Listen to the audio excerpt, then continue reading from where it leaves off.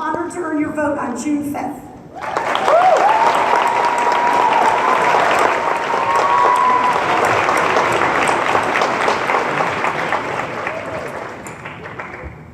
Good evening, everyone. My name is CA-45, and I'm running for Congress in the 44th District.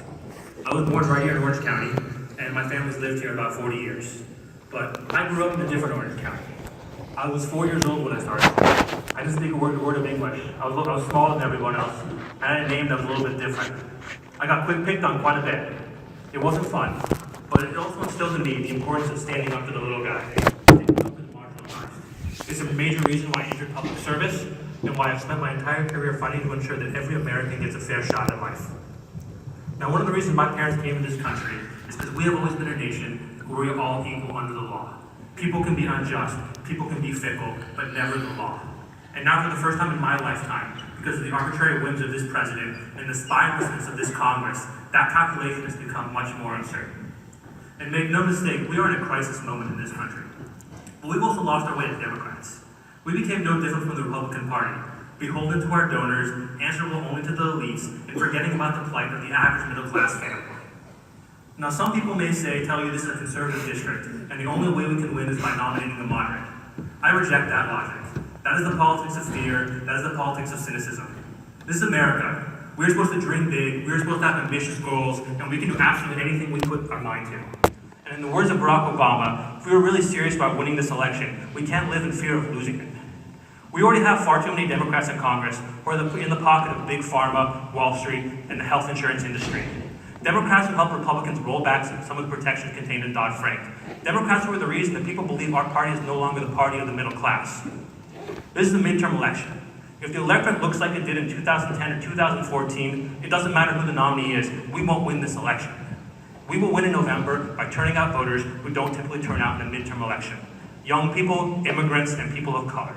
We win by engaging the Obama coalition, voters who stayed home in 2016. We don't win by watering ourselves down, by playing it safe, or by being Republican light. That alienates the base and ignores the demographic trends which are turning this district blue. If that was a winning strategy, we would have sent a Democrat to Congress sometime in the last 50 years. That's why I'm willing to openly say loud and clear, I will fight for Medicare for all because it will save money and provide access for the most vulnerable members of our community. That's why I believe the discussion on the minimum wage starts at $15 an hour. Any lower is unacceptable. It's why I'll be a champion for debt-free college and for finally taking real action on climate change. That's the progressive thing to do, and it's what's needed to energize the voters we need to win this district. Now, I know I'm not the obvious choice for Congress. I'm 32 years old, I'm Iranian American, and I have a bit of a funny name. These are three things that in most election cycles, most would say are disadvantages. And maybe from 1776 to 2016 they were, but not this election cycle, not in 2018. Things are finally different. Thank you so much, and I look forward to your questions tonight.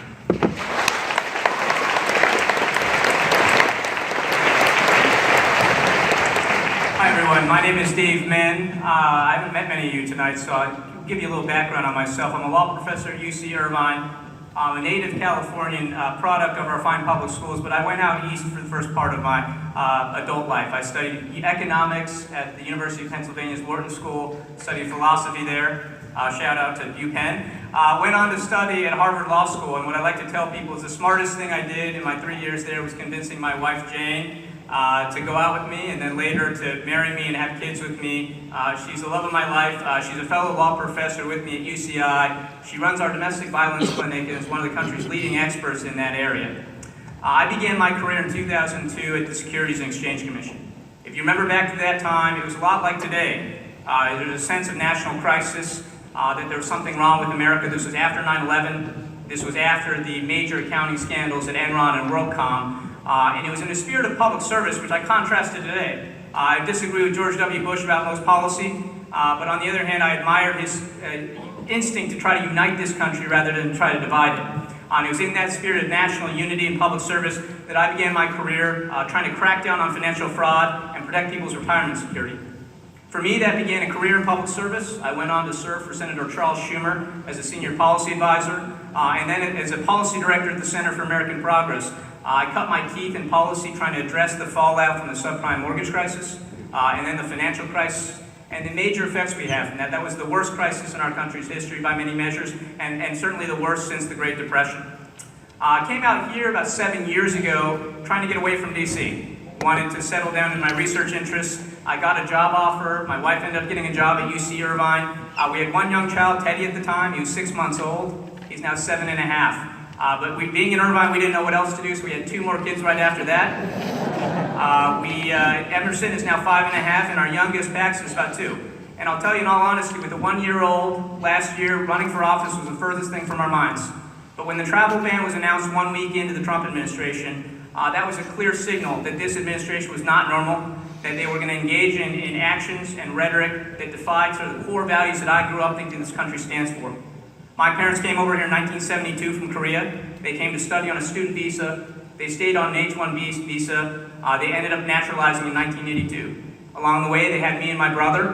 My brother's a Stanford-educated doctor, so I think he's the one they liked a little bit more in the family. But in any event, we're the epitome of the American dream, and we all share that story in this country. That's what this election is about, is getting back to our core values, reclaiming those core values, those core American and progressive values of opportunity, inclusion, that are under attack every day that we see. Now, I think it's not enough, though, to just be anti-Trump, so what I've talked about consistently is the need to address some of the underlying causes that led to Trump's election in the first place. It's something I call a dad agenda. Let's invest long-term in the priorities we used to. Let's pay it forward, invest in education, climate change, etc. But I'm running out of time, so thank you very much. I look forward to your questions.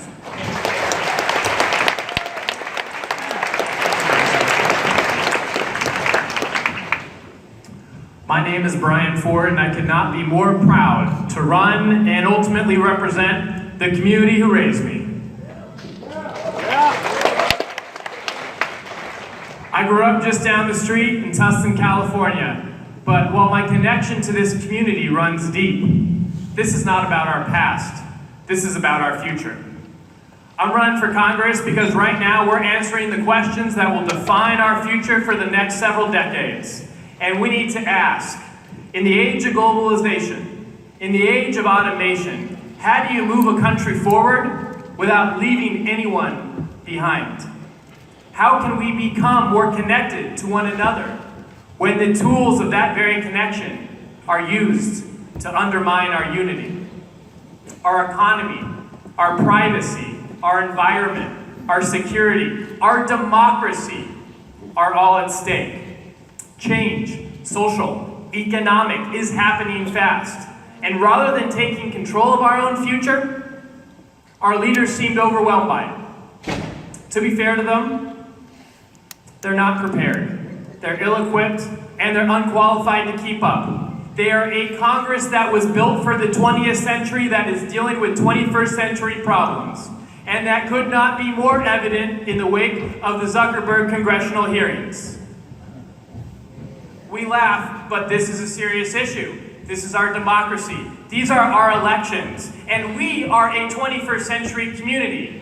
You just parked under solar panels while we have a president who is trying to bring back coal. That is not who we are. We need to send a representative to Congress who represents us, who understands us, and who was born and raised to do that. I'm running because our future is being decided right now. Rather than let the events that dictate what happened to us, we need leadership that can take control of our destiny. And a kid with progressive values and a technological experience and upbringing can do just that. These new sets of challenges demand a new kind of leadership. One that isn't bogged down in the old ways of thinking, but free to bring new ideas to the table.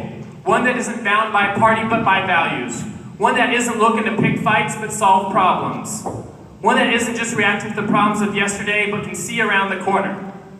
These skills I learned serving our country in the Peace Corps, building one of the largest phone companies in Nicaragua to take on one of the biggest monopolies, and ultimately serving one of the greatest presidents we've ever had, President Obama, helping lead his efforts in growing our economy, growing our jobs, and combating climate change. And I'll take that experience and take it to Donald Trump because he wants to take us to a past and not our future. I'll be fighting for our progressive values, fighting for our future, and most importantly, fighting for every single one of you here. Thank you so much.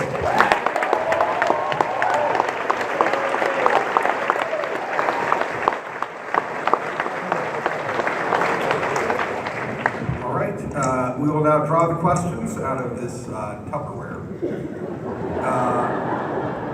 Ryan Ford will get the first chance to answer it. He'll have 4 minutes, and then each response will have 2 minutes. The order will be Dave Min, Kia Hamadanchi, and Katie Porter.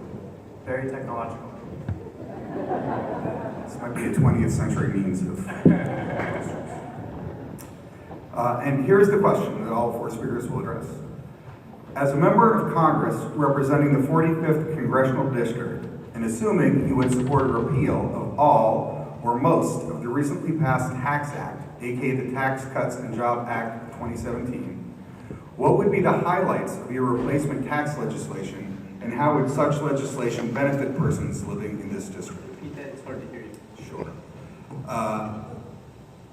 As a member of Congress representing the 45th Congressional District, and assuming you would repeal all or most of the recently passed Tax Act, aka the Tax Cuts and Jobs Act of 2017, what would be the highlights of your replacement tax legislation, and how would such legislation benefit persons living in this district? And I'll pass the question down.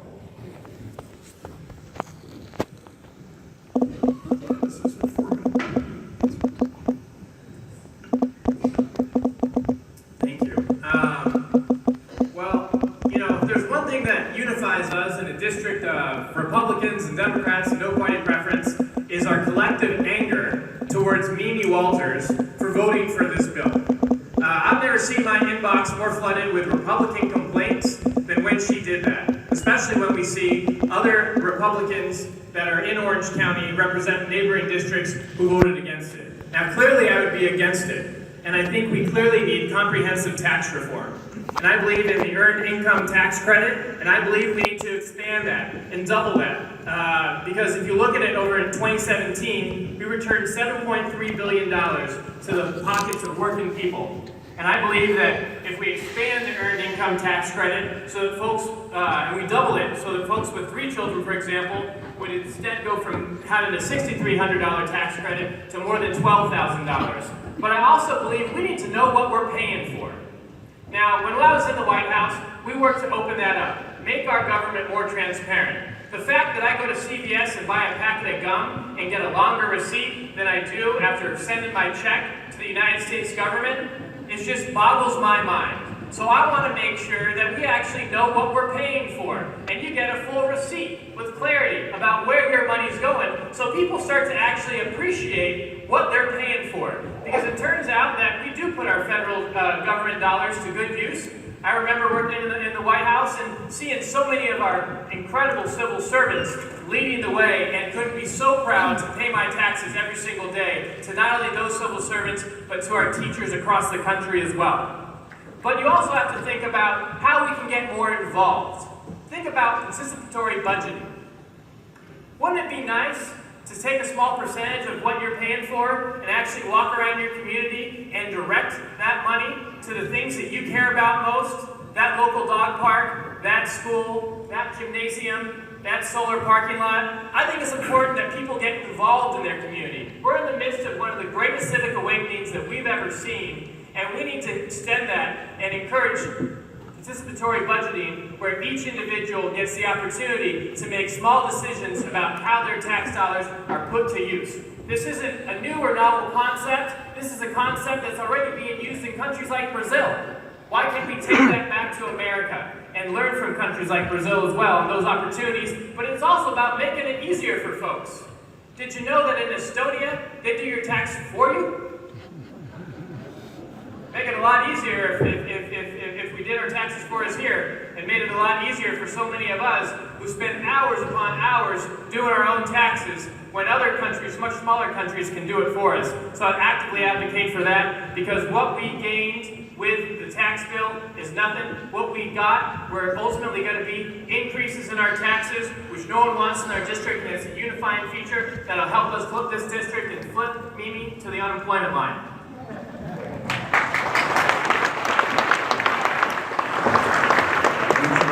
Has 2 minutes to respond. Dave Min. So I'm a bit of a policy nerd. I actually co-wrote an op-ed analyzing the tax bill with a former lifelong Republican who's now an independent, who who is a tax lawyer. It's in the American Lawyer. It's available on our website. But this tax plan was designed with a few purposes in mind. One was to hammer the economies of blue states by getting rid of the deductions that we enjoy, getting rid of the personal exemptions for those who itemize. It was also designed with the idea of rewarding the investor base that makes up the donor class of the Republican Party. And it was designed to bankrupt our country so that we would have to defund essential mainstay programs like Social Security, Medicare, and education. We had a $500 billion deficit in Q1 of 2018. We're on track for $2 trillion deficit this year alone. That is what the Republican tax bill is designed to do, to strangle us, so that every year we have the debate, are we going to have $1 trillion tax deficit this year, or are we going to cut major programs? That's the debate they want to have. So we got to reverse that. At the same time, this is benefiting investors over workers. That's the key priority here. So what I would do in Washington, in 2019, we're not going to be able to reverse all the tax bill. I think what we can do is get some tax relief for Orange County and California by reversing those tax increases on Orange County families in the form of restoring those deductions and exemptions. In the longer run, what we have to do is get that tax revenue back. Now that's hard to do because, let's be honest, it's hard to increase taxes. What I think we can do is flip-flop the order of priority. Right now, the permanent tax cuts in the Republican tax bill go to investors and the business vehicles that they invest in. The temporary tax cuts that are tiny and a small part of the overall cost of the tax bill expire in 2025. Those are for personal income, they're for workers. Let's make those permanent. They're a very small part of this. That'll be very popular. Let's phase out immediately the investor side and business side tax cuts.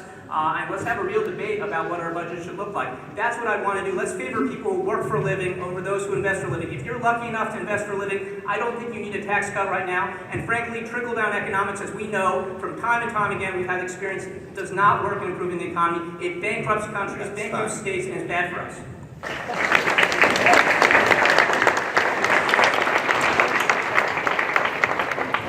Now look, we need real tax relief for the middle class, not just tax cuts for the top 1%. Something like 97% of the tax relief contained in this tax bill went to the top 1% of earners.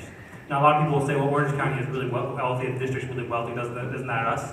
But really, the median income in our district is something like $97,000 for a family of 4. So most of the tax cuts are not going to help people, the average middle-class family in our district. They're going to help the millionaires and billionaires who fund the Republican Party and who told the Republican Party that if you don't pass this bill, we're going to cut your donations off entirely. So what I really think is, I think what Brian said about expanding the EITC is a good idea. I think we need to have a childless EITC. I think we need to reward companies to do the right thing. Companies that hire American workers, companies that don't ship jobs overseas, give companies incentives to have jobs, plants, and equipment based here in the United States. You know, what we have with this tax bill is most companies, they brought back their overseas holdings and they paid dividends and they did stock buybacks. None of those things actually help our economy in any way. And in fact, something like 80% of the stock holdings in this country are owned by the top 10% of earners. So when you look at who was benefiting from all those stock buybacks, it's not the average middle-class family in Orange County, it's not the average middle-class family in California. And what we need is real tax reform, real tax simplification. The tax code doesn't work like it does, it should. You know, one of the big problems in Washington is when everyone wants to do a real tax simplification plan, TurboTax spends all the money in the world making sure they block it because their entire business model is based off taxes being as complicated as humanly possible. And you shouldn't have to hire a tax preparer to do your taxes. For the average American, your taxes are not that complicated. At the end of the day, we need to change the economic incentives. You know, there are too many small businesses who have to just choose between paying their employees or making a profit. That's bad for employers and that's bad for employees when you're forced to make that decision. And we just need to change the overall incentive structure in our economy because there are too many big corporations who are thinking only from financially quarterly report to financially quarterly report with no thought as to what's good long-term for our economy. And that's what tax reform should really be addressing.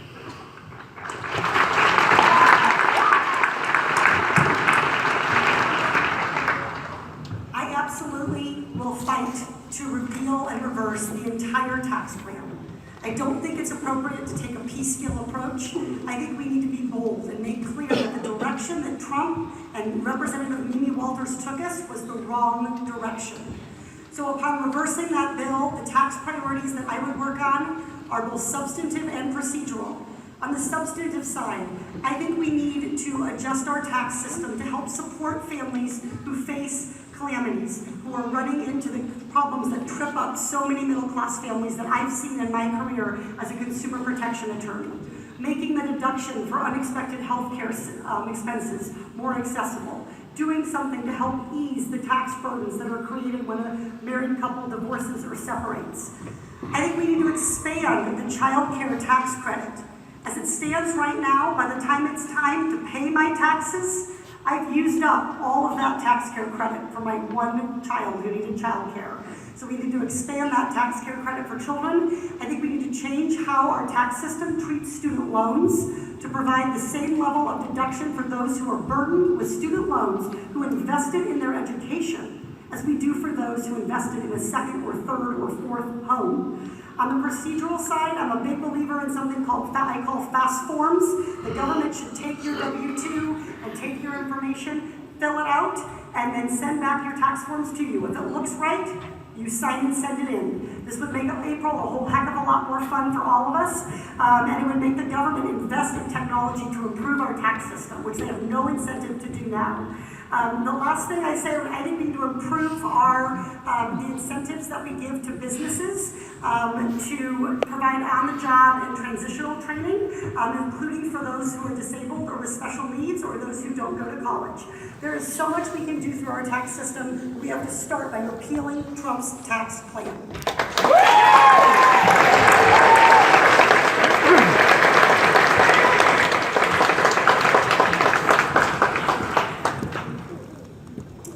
Our second question. What healthcare reforms do you believe would be the most beneficial for persons living in this district? And what specific legislation would you sponsor or co-sponsor to implement such reforms? And I'll repeat that question again. Our first respondent is Katie Porter, and then the order will be Brian Ford, Dave Min, and Kia Hamadachi. And the question again is, what healthcare reforms do you believe would be most beneficial for persons living in this district? And what specific legislation would you sponsor or co-sponsor to implement such reforms? Katie Porter. Medicare for all.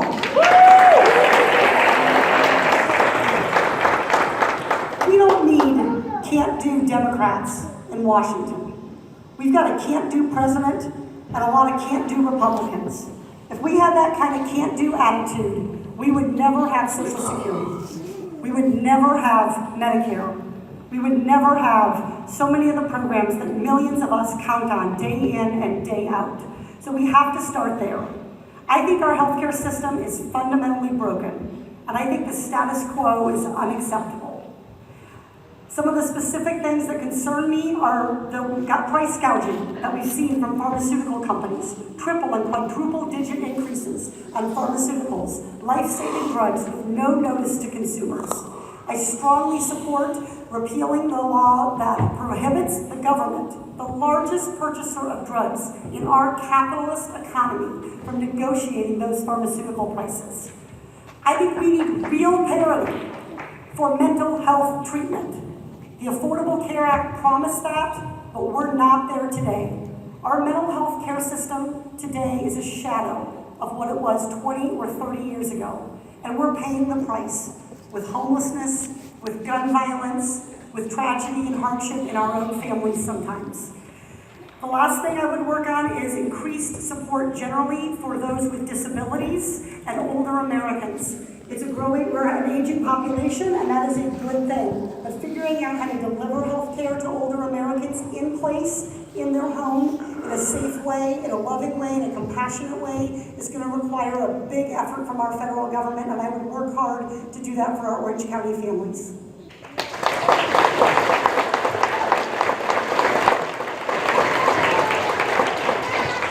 Brian Ford.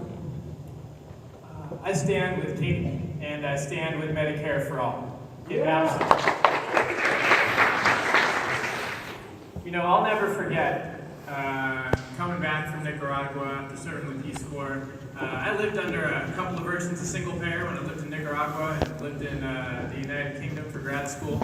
And I came home just in Tustin, and I got denied health insurance. I had a pre-existing condition. And I went to Walgreens because regardless of having health insurance or not, I still needed to breathe. So I went to go get that inhaler, and I'm used to paying $7 in Nicaragua or in the United Kingdom. And when Walgreens said that'll be $400, please, I was in shock. Welcome back to America. That's not the world we should be living in. That's why I'm so proud to work in the White House with the launch of Affordable Care Act. Because we've seen the rate of people who don't have health insurance dramatically drop. But it's also about our electronic medical records as well. Now, we did a good job of kicking off the opportunity for doctors to be able to upgrade to electronic medical records. But the challenge we have today is that medical records are not interoperable. They don't connect with each other. The average American has about 14 doctors in their adult lifetime, and they can't share their medical records with each other. How many of you get so frustrated when you walk into the doctor's office and they ask for the 100th time to fill out that same form? Now you can understand why, according to one study, more than 100,000 people die each year because our electronic medical records are not connected, because you got 3 or 4 software companies trying to build monopolies instead of working together for Americans' health. So I'll stand up to make sure that all of our records are connected, make sure you get the right information at the right time and you can control it, and you get the right service so that you'll never have to die because your electronic medical record doesn't work.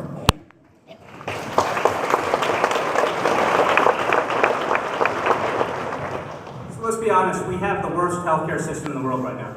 We have the worst outcomes for a first world country. We cover the fewest people on our health insurance, and we cost the most per capita of any healthcare system in the world. But turning that around is a little bit like turning the Titanic around. We're a massive, like a third of our economy, a quarter of our economy. We're going to have to take this step by step. So what I propose, and by the way, first and foremost, we have to stop the attacks on Medicare and Medicaid.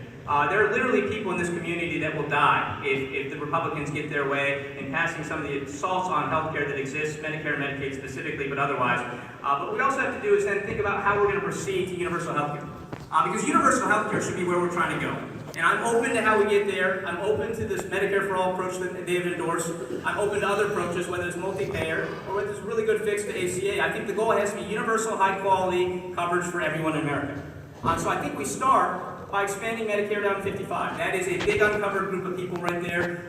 We need to expand Medicare to cover those. Let's make Medicare a public option. You can buy into it right now. That will shore up the problems with the ACA, help bend that cost curve. I agree with Katie. We ought to also let Medicare negotiate drug prices. It's outrageous that they can't. That's one of the big cost drivers with healthcare. And until we bend that cost curve in America, by the way, this is going to be prohibitively expensive, whether it's private sector or public sector. We've got to make sure that we're getting a good bang for our buck.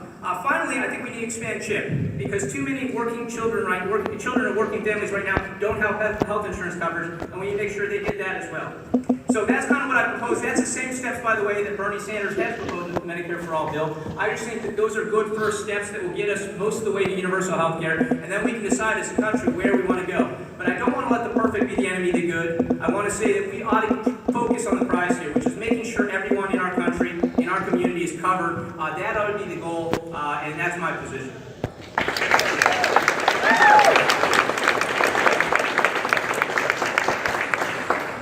I believe in single-payer healthcare. I believe in Medicare for all. I think no person in this country, America, should ever go sick because they got bankrupt, because they got sick, because they lost their job. We have a healthcare system that time and time again has failed to serve Americans across this country. We're one of the wealthiest countries in America, and we do not have a healthcare system that matches that in any way, shape, or form. And, the Taiwan, when they were passing the healthcare system, they looked at every single healthcare system in the world, assuming America would be the best. And when they looked at ours, like, actually, it's terrible. And you know what? We're going to go for single payer because it's proven that that's the most effective way to have cheap, affordable healthcare for everybody. People say, you know what? That doesn't sound in Orange County. And I'll say a few things to that. I'm tired of being realistic. Realistic is not the way of making change in this country. I'm running for Congress because I want to see actual changes in our healthcare system. I don't want to just go to Congress, sit there for 40 years, and co-sponsor the same bill every year. I want to see real, actual change that makes people's lives better. And if we want to make that case, we got to make that case in places like Orange County, because that's the only way we will truly have single-payer healthcare around the country. But at the same time, it's about personal responsibility. When you get sick and you don't have health care and you go to the hospital, it's everyone else who pays for it. It's about freedom. The freedom to innovate, the freedom to be an entrepreneur, because you know that your health care is taken care of, and that's one less concern that you have to have. It's about fiscal discipline. We pay $49 trillion for our healthcare system in America. Single-payer healthcare costs us $32 trillion. That's a $17 trillion difference. And that's because of the bargaining power the government has when it comes to negotiating drug prices, when it comes to negotiating healthcare costs. And finally, it's good for business. Businesses spend time and time again advocating for tax changes and tax reform to bring down their balance sheet, when the number one increasing cost they have on their balance sheet is healthcare. And if we took that off the balance sheet, it would be good for businesses around the country, and it would be good for Americans around the country.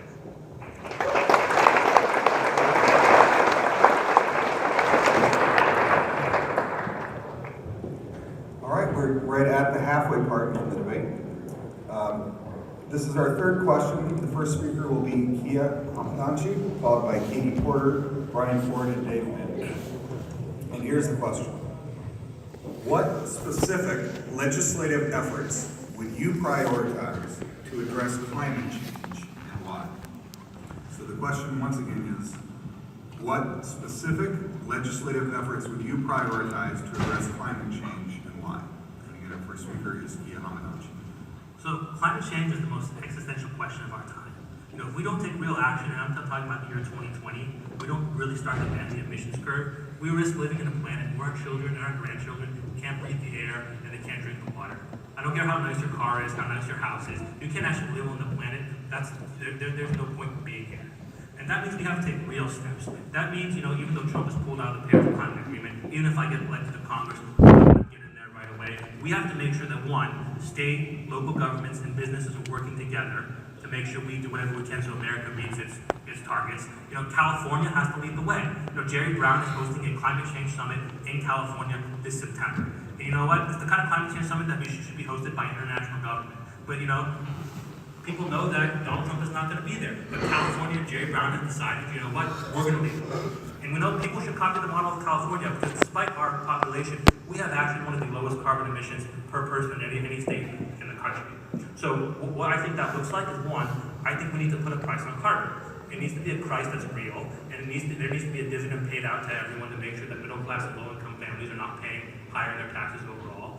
We need to invest in clean energy research. This is the state of Silicon Valley. We have invented so many great things. We need to find a real path to clean energy technology, and we need to put real money from the government behind it. But third, we also need to make regulatory changes to ease the path to a carbon-free world. So by 2035, I think we should be 100% renewable energy.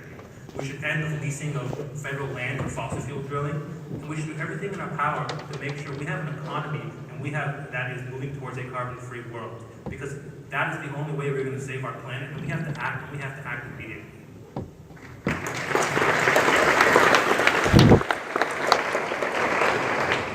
I agree with a great deal of what Kia just said about climate change being an existential threat, but it's also a political challenge.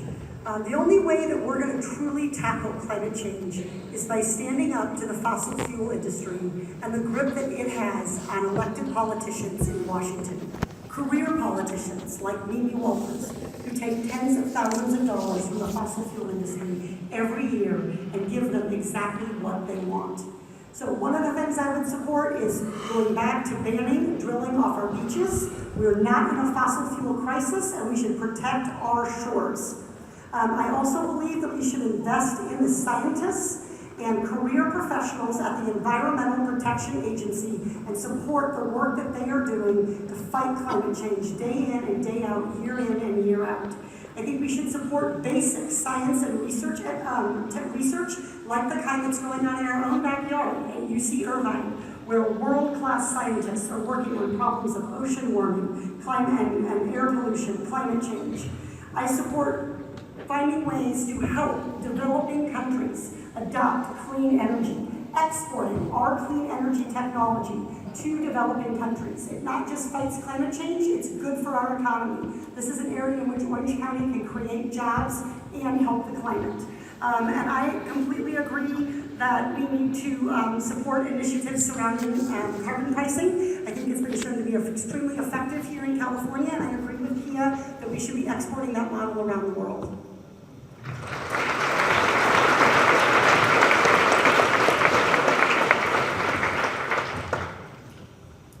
The legislation that I would support to combat climate change is getting to 100% renewable energy by 2050.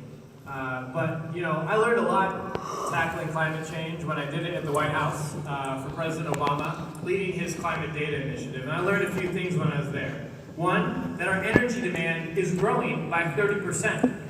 Two, that we have a moral obligation to do this, given that we are the biggest carbon polluter in the history of the world. Two, what we have to look at is energy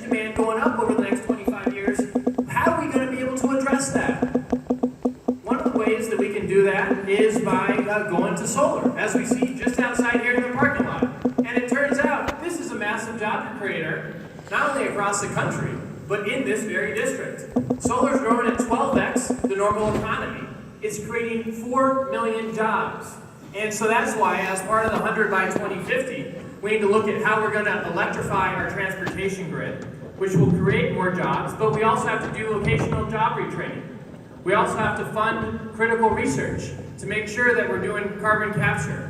This is incredibly important. There couldn't be something more important. It's something I've been doing since 5th grade when I went and won the invention convention locally here at Irvine Valley College with my first little solar invention that my parents helped me with right there, Jim and Rosemary. And you know what? There are a couple of Republicans.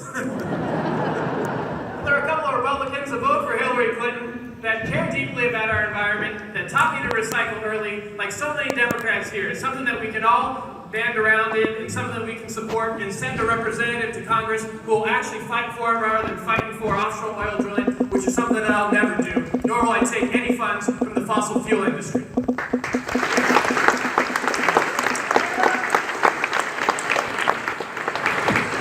I mentioned at the outset that I'm running on something I call the dad or parent agenda. And the basic idea is, let's pay it forward to our kids again. Let's think long-term again like we used to do in this country. Let's invest long-term.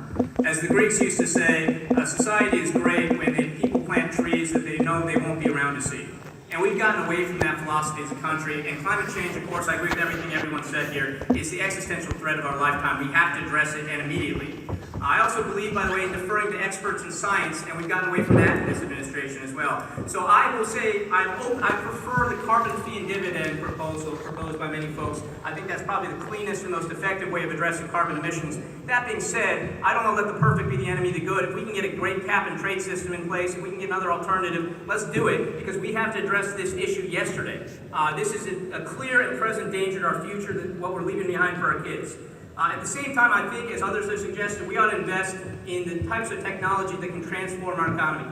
I proposed an Apollo project for climate change. We got a man to the moon in 7 years because we made a national commitment to funding research and prioritizing this at our universities and federally funded research across the board. We should be doing the same thing with addressing climate change. Battery technology, efficiency, renewable energies. We can do this more effectively with a system of incentives and direct research funding. Now, part of the problem we see under Donald Trump, of course, and Mimi Walters, is that they are going the other way. They're emphasizing coal and fossil fuels. This is 19th century technology, not 21st century technology.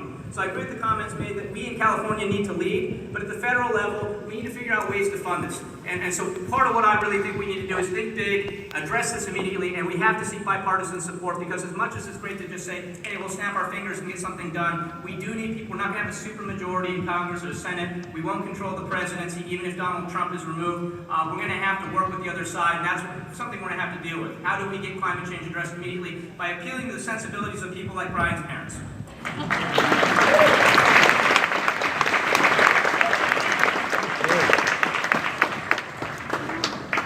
All right, this is our final question. Dave Min will address it first, followed by Kia Hamadanchi, Katie Porter, and Brian Ford.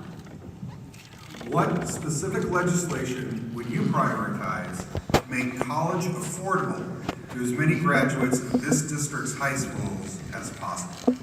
I'm sorry, can you say the last part of this district's high schools? This distric's high schools. Are you saying college and high school? Or?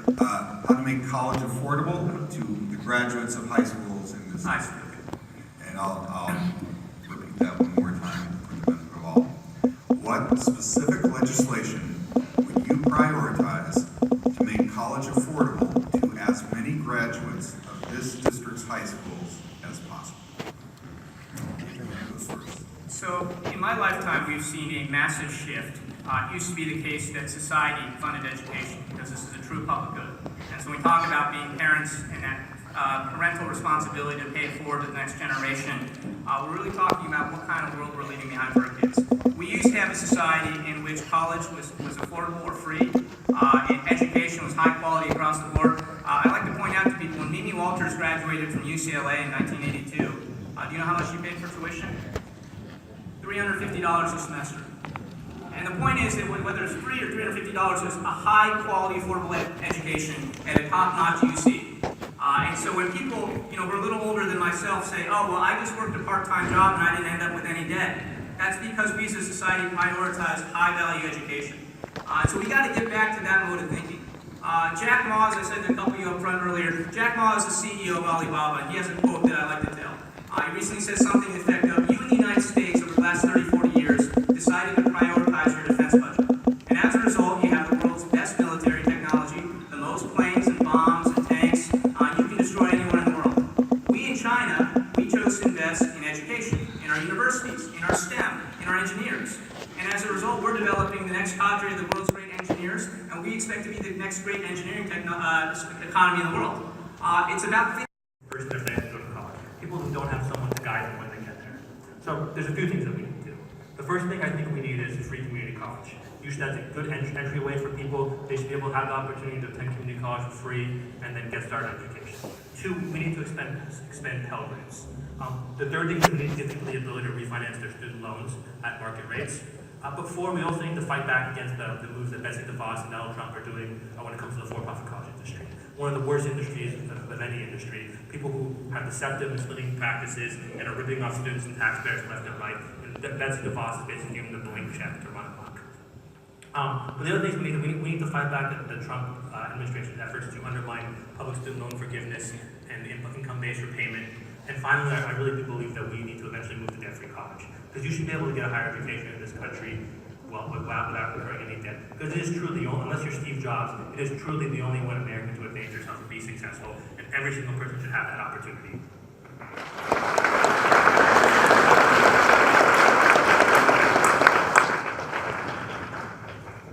Because of my work for years studying families in bankruptcy and families in financial crisis, I get asked a lot, do you support making student loans dischargeable in bankruptcy? In the same way that people can get help when they're overwhelmed with credit card debt or medical debt, shouldn't they be able to get help with student loans? And while the answer is I surely do support that, and I see no reason to distinguish between student loan debt and medical debt, the America I want to live in, and the America I want my children to live in, and the America that I know here in Orange County doesn't offer up bankruptcy as a solution for millions and millions of our youngest and brightest Americans. We have to do better than that, to be debt collectors, doing nothing but providing misinformation and the runaround. I saw too much of that with the mortgage crisis, and it's going on right now in our student loan market. I absolutely support free community college for all. I think we need to open the pipeline to more students. I also think, though I support college for all, we have to recognize that college isn't for everyone, and make sure that we're also supporting training and transition programs, apprenticeship programs, and retraining for displaced workers. Student loan debt is a young people's problem, but it is also a problem for all of us because it's holding back our economy.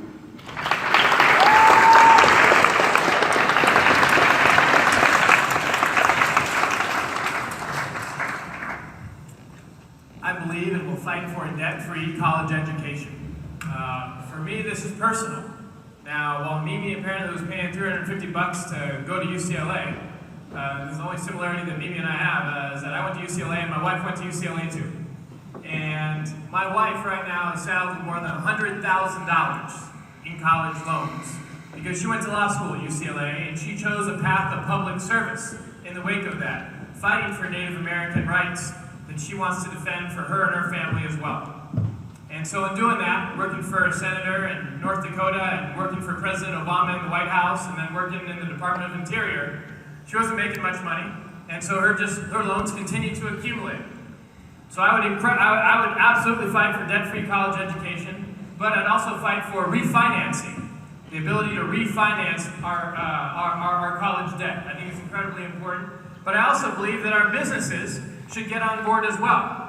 And we should give them a tax credit for helping pay down public education. When I ran my company in Nicaragua, I made sure that every single one of my employees, after working for us for a year, would get a stipend, even though I didn't get a tax credit for it, to go towards their education or their children's education. I believe it's incredibly important. And I also agree with Katie.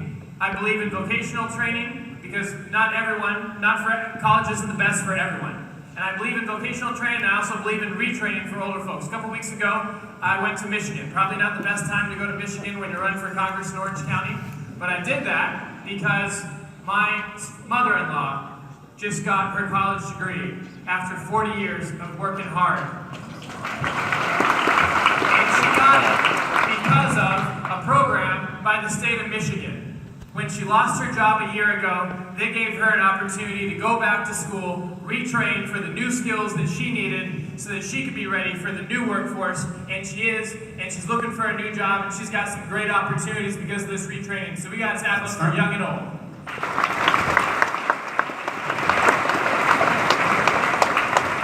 All right, each candidate will have 2 minutes to amplify on any of the topics that we've been discussing. Just a reminder, those were tax reform, greenhouse effects, the healthcare crisis, and college affordability. After those 2-minute speeches to amplify their responses, we'll just have the closing arguments, or closing statements, rather. Law school relapse. The order of our response amplifications will be Dave Min, Brian Ford, Katie Porter, and Kia Hamadani. Sure. So as far as issues, you can check out my website, davemin.com, and our issues page has a pretty comprehensive description of our basic issues. There's also a link there called the DAD Agenda. You can see a little bit more of what we're talking about here. But I don't really have issue implications here. I just wanted to make an announcement that this coming Thursday from 5 to 8 p.m. at our offices, Congressman Mark Takano from the Riverside area just north of here is going to be hosting, along with Equality CA, a phone banking for our campaign. So if you're interested in joining us, please check out our website and sign up.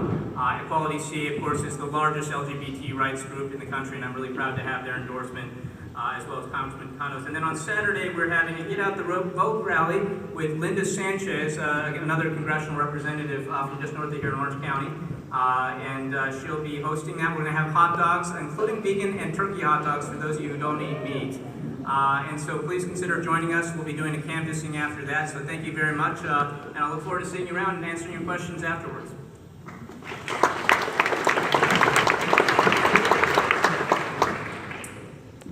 Brian Ford. Sure. I want to amplify some of the responses that I continue to hear at this table. Dave mentioned that, we send a man to the moon in 7 years. We sent a man to the moon because President Kennedy had a science advisor right next door to him. When you have a scientist or a technologist nearby, amazing things happen. Here, Katie talks about the fight against some of the tax software because it's too complicated, because their lobbies are trying to argue for it to be complicated. You need a technologist in Congress who will be able to wrestle with them and tell them how we can actually handle this to make doing our taxes so much easier. And I want to leave you with a story that I was just told by someone who still works in the administration today. He was in the Obama administration, now he's in the Trump administration. He's a civil servant, he doesn't care about politics, he cares about helping people. And he was telling me a story about veterans and how hard it is for them to get their benefits. It's a form called 1010EZ. And when you went online to go fill out 1010EZ to figure out if you had benefits you could get, it said you have to use Internet Explorer and you got to upgrade to Acrobat. If you don't have that, you're not getting your benefits. And it was wrong. Turns out you had to downgrade your version of Acrobat.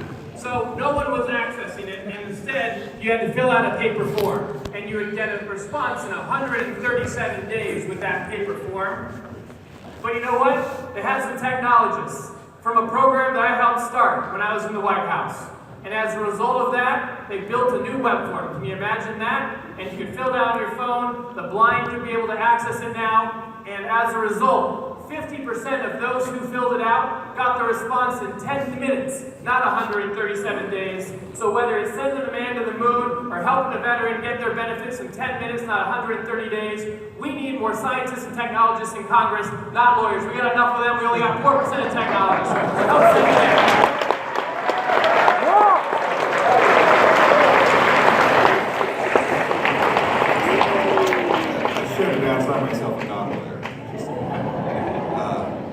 Katie Porter. Yeah, I want to talk a little bit more about healthcare and respond to some of the things that were said. I heard Dave to say that we have the worst healthcare system in the world. And with due respect, I think you might want to put the data agenda on a shelf and take a trip. to Yemen, to Saudi Arabia, to Sub-Saharan Africa, to India, and see what's going on around the world. But I agree with you that the healthcare system is broken. But I see it differently, Dave. I don't think it's enough to say we'll all be covered. Because a lot of us have insurance in this room. And that doesn't mean we aren't worried about how we're going to pay our health insurance bills. That doesn't mean we aren't worried about what happens if we have a child with a special need or a disability, or we become disabled ourselves. We're covered by a broken system, and I don't think that's good enough, because but for the grace of God, Dave, and you, and I, and so many of us in this room. Kia, you said we need to be realistic, and I'm all with you. As a working mom and a Cub Scout leader, all I ever get to be is realistic. But I want to say this, Medicare for All is realistic.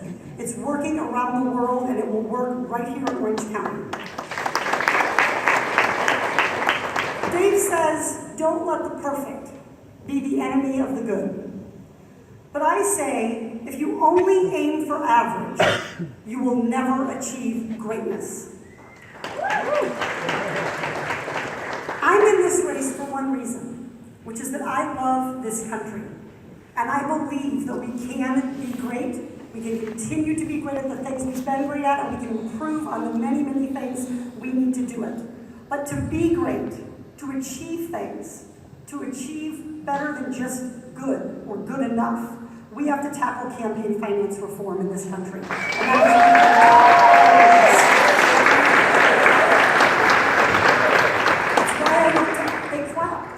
it's why I don't take corporate PAC money. It's why I don't take money from employees of big banks, big pharma, big private charter schools, or the NRA.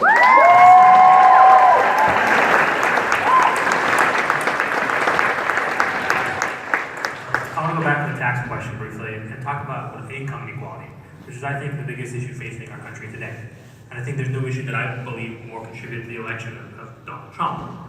And it's because we have a tax code that only works for the richest among us. And part of that is the incentive structure that we put on the biggest corporations. You know, they have this constant pressure to hit quarterly earning reports, quarter after quarter after quarter. And it causes them to think in the short term. They're thinking about what's good for our balance sheet, not what's good for the long term, not what's good for our employers. And in a sense, employees have basically become commodities. So these biggest corporations are looking in the way like, how can I pay this person as little as possible to get the job done for my company?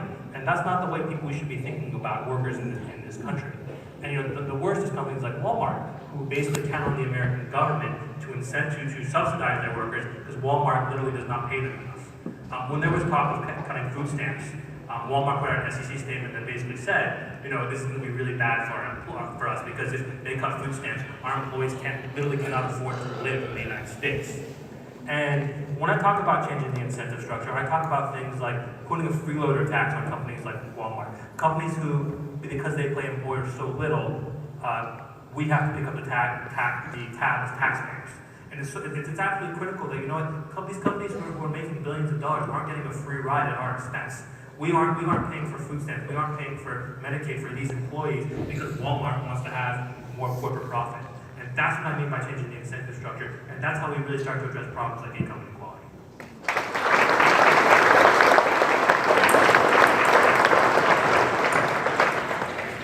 We are down to the closing statements. Each speaker will have 3 minutes to make their final speech. The speaker order will be Kia Hamadanchi, Dave Min, Brian Ford, and Katie Porter. Yeah.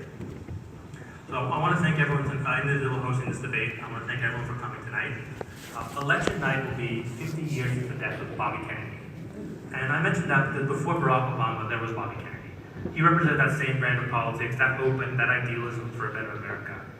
He ran for president, he served in the Senate at a time when our country was incredibly divided, not unlike today. And I believe his words are particularly apt given where we found ourselves now. And what he said when he was running is, on this generation of Americans falls the full burden of proving to the world that we really mean it when we say all men are created equal and free before the law. All of us may wish that we lived in a more tranquil world, but we don't. And if our times are difficult and perplexing, so are they challenging and filled with opportunity. And I think that's the same kind of moment we find ourselves in today. Now, it's been over a year since I started this campaign. I've personally knocked on thousands of doors. We've held countless house parties and town halls, and I've done my best to talk to as many people in the district as humanly possible. And after all that work, the election is almost here. The finish line is really, truly in sight. And now a lot of people in this room may have already voted. Some may be voting after this debate. Some may be waiting until election day. And the reason that I think people should vote for me as opposed to any of the fine candidates on stage is this. The first is that I have more experience in Congress than anyone on the stage or Mimi Walters. Indeed, I have more experience in government than Donald Trump. And if his presidency has taught us anything, it's the value of having experienced leadership will be effective from their very first day in office. The second are my roots in the district. I was born here, I was raised here, and my family has been here for over 40 years.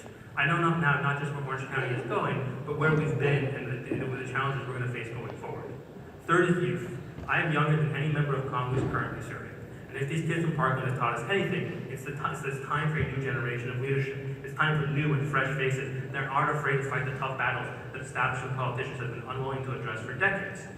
And finally, because I know the status quo is kind of, even if we release Donald Trump tomorrow, we'd still have deep, deep divisions in our politics. Because we didn't get to be the President of the United States without a lot of things going wrong. And I'm not going to Washington to sit there for 40 years hoping that one day I get to be chairman of the Appropriations Committee. I'm going there from day one to fight for real substantive change for the people of Orange County. Because that's what the moment demands. What we need is outsiders, not beholden to anyone, and ready to fight for actual change, not just the preservation of the status quo.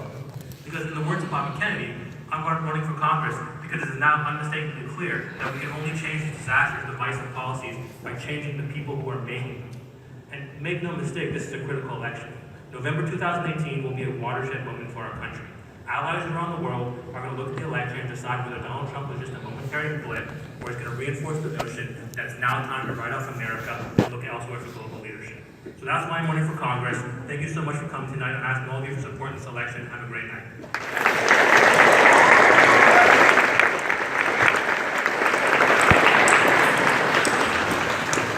Thank you very much for all coming out tonight and spending the evening with us.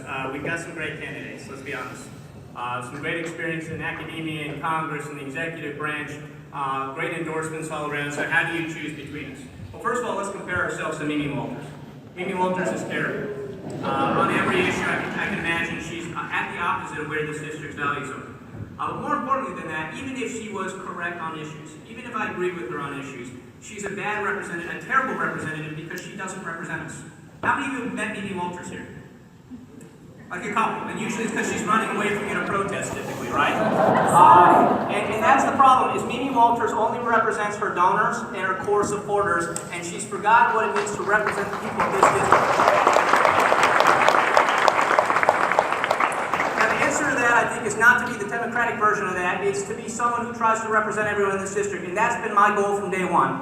I've been getting out there talking to people who don't feel like they've ever had a voice in our particular district, in our community, the LGBT community, Democrats, progressives, Democratic socialists, and on. But I'm also getting out there and talking to Republicans and independents, because I know that if I'm elected, I have to represent their values too. They may not agree with me on issues, but they need to know that I'm going to be there and be accountable and stand with them and talk to them in a way that Mimi Walters does not do. Our campaign from the very beginning has been about giving a voice to the voiceless. Those of you who've been following this race closely, like the delegates of the Democratic Party, know that I've been out 5-6 nights a week since February last year, that I've met tens of thousands of people, that my campaign has been knocking on doors since September, and we've knocked on tens of thousands of doors at this point. I've held 6 town halls, and I think it's safe to say that we are the campaign that's trying to get out there in the community, because that is what I want to do when I'm your representative. That's also how we got the California Democratic Party's endorsement. It's the Rainbow Coalition that we developed of people working side by side, people of all races, of all genders, of all political persuasion. We have Republicans working side by side with Democratic socialists, and that's how we got a supermajority of the delegates, the activists who got me the Democratic endorsement. I just want to point out the endorsements, by the way. We all have pretty good endorsements here, but I think you'll notice something if you go to my webpage versus the others, which is all of my endorsements are from Southern California or California. I'm the only one in this race that's not touting endorsements from out of the state, district. Look, we have some great endorsements here, but I'm not running to represent North Dakota or Massachusetts or Ohio. I'm running to represent California 45th. And I'm really proud of the fact that we have 13 local congressional members, all from the Southern California area, including all 3 Democrats from Orange County that have endorsed us, that we have the labor unions behind us, that we have the Congressional Hispanic Caucus, the Congressional Asian Caucus, and dozens of local leaders, including a few that are here tonight, like Ross Chung. I don't know if Katrina Foley's here, Becky Gomez, Suki Kang, Marianne Guido, and others. I'm running to represent you. I'm running to represent this district. I want to be the local candidate, not running as a DC insider.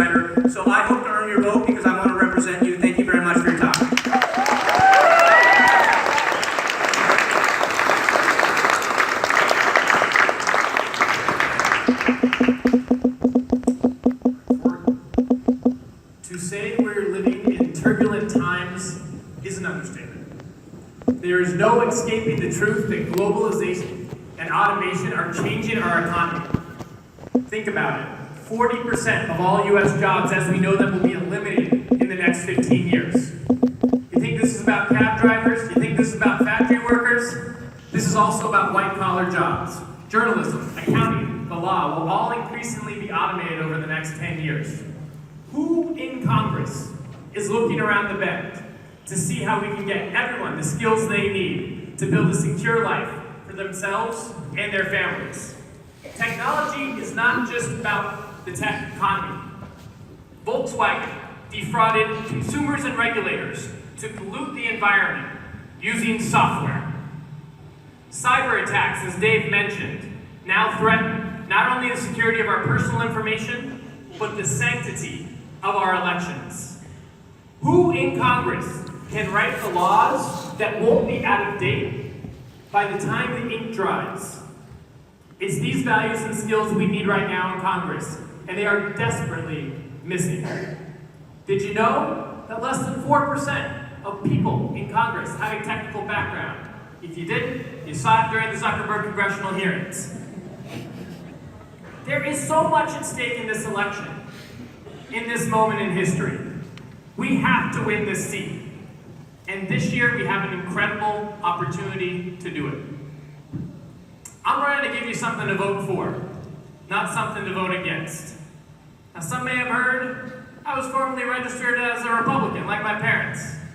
That's what you do when you're growing up in Orange County and you got great parents like you do. Some may even have taken ads claiming that that's a liability. But last time I checked, there's 165,000 Republicans in this district and only 125,000 Democrats. And if we're going to win this seat, we're going to have to win over the Republicans like I've won over my parents and so many others in this community.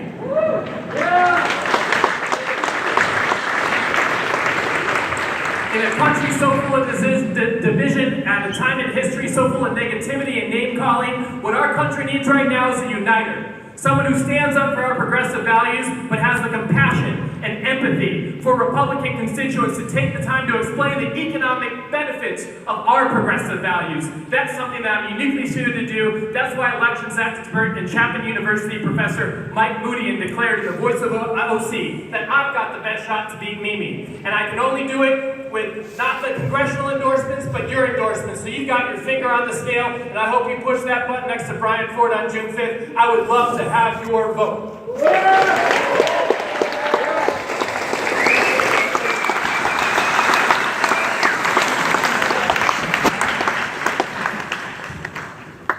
I consider myself so lucky to have gotten to know so many of you during the last year and a half, and to have gotten to be in this fight with you to defeat Mimi Walters and elect a new Congresswoman for Orange County's 45th District. And I just want to close by reminding you why I am the best representative for you in Congress. I am a consumer protection attorney. It's true.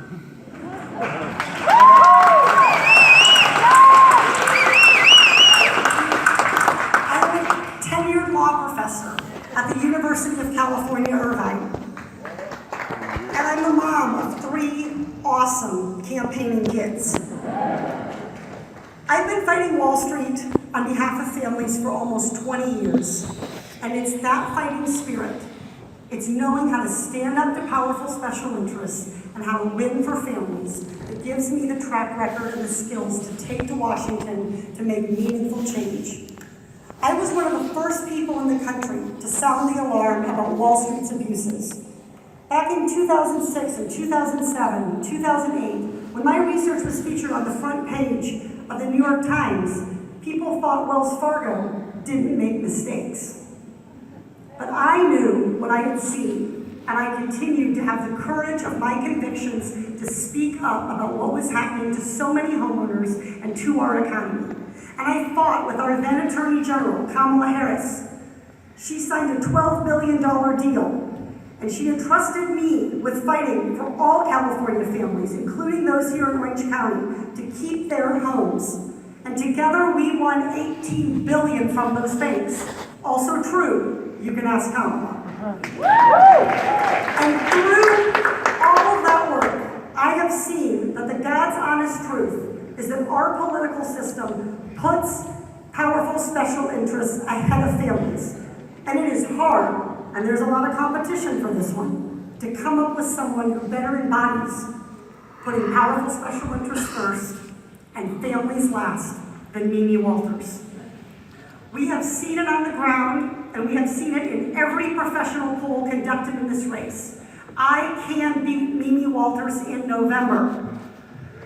We have talked to over 100,000 voters in the 45th district, and we've knocked on many, many doors. And we are campaigning and going to keep campaigning to earn each and every vote. We need leaders who will stand up to Trump and his special interest allies. That's what I've done, and with your help, with your commitment, that's exactly what we're going to do in June and in November. I'd be honored to earn your vote. Thank you so much for being part of the fight.